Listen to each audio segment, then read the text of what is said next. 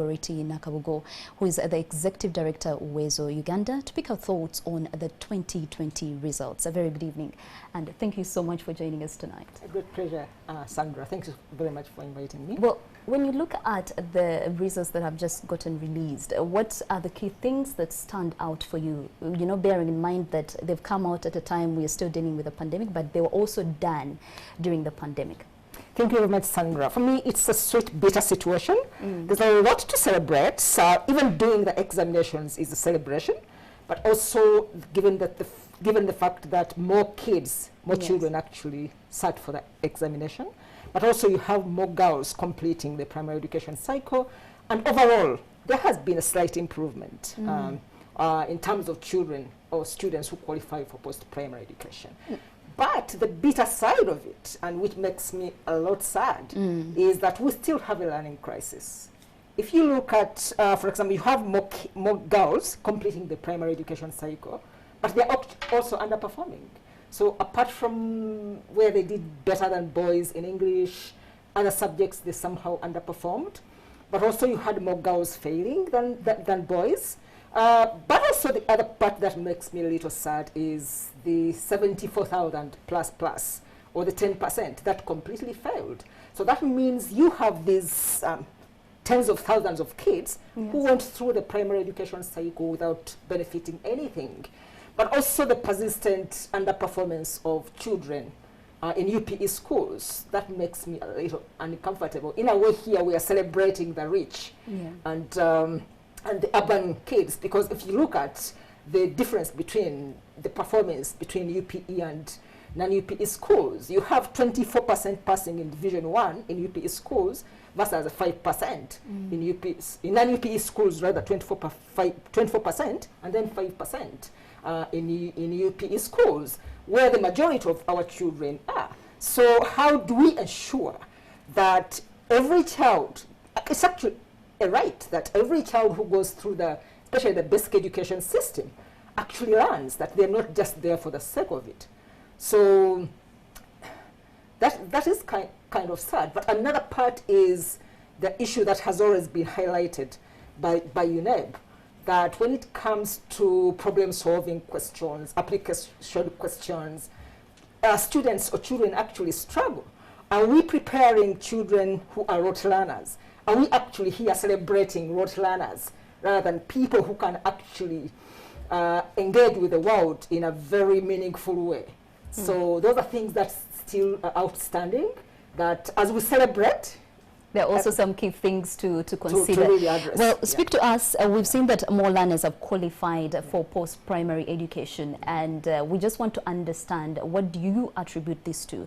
Is it the parents taking up charge and saying we're going to homeschool our children? Is it the different interventions that were put in place? Or we've also seen a story where they're mentioning that some districts allowed primary 6 students to sit for these examinations. What do you attribute the fact that we are seeing more pupils qualifying for post-primary education? Thank you very much. And I think, again, that's something also to take forward, even when the pandemic is over. I think what we saw with this situation, the crisis in which we are, everybody rallied behind the children to ensure that, much as the schools are closed, learning has to continue. The parents at home did their job, the siblings, the adults at home, but also the teachers tried, also government tried to ensure that there were some initiatives to ensure that there was continuity of learning. So I think the change of mindset to say that learning does not only take place in a school setting, it can't take place anywhere. That's something that we really need to take forward and ensure that irrespective of whatever happens, children can learn. But also, I think the pandemic is pushing us to think. These primary 7 kids only studied for maybe half a year, 6 months, but they actually completed, and we are seeing some successes. So can we compress our curriculum? Maybe are we thinking of, in the future, of maybe 6 years of primary education and release some resources for pre-primary, which is also a very big foundation to ensure that kids actually acquire literacy and numeracy skills much faster if they have that level of education. From your own perspective, how does the future look like for the education system in Uganda? Just to pick your thoughts on that. So many people are still worried. We are seeing the issue of double senior ones. The fact that these results have come out simply means that we're having two different batches that would ideally be preparing for senior one. Yeah. How does the future of education in this country look like in the midst of this pandemic that we are all dealing with?